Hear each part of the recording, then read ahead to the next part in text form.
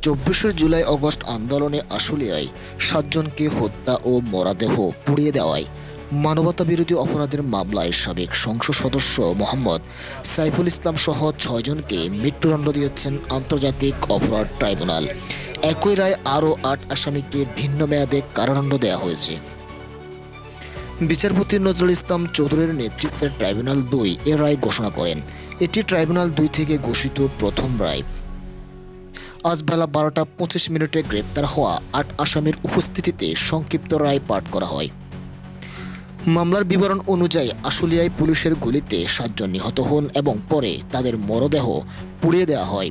এই ঘটনায় মোট ১৬ জনের বিরুদ্ধে অভিযোগ গঠন করা হয়। বিচার চলাকালে একজন আসামি দোষ স্বীকার করে রাজসাক্ষী হন। ট্রাইব্যুনালের রায় বলেন, এই ধরনের নিষ্ঠুর অপরাধ সর্বোচ্চ শাস্তি নিশ্চিত করাই আইনের লক্ষ্য।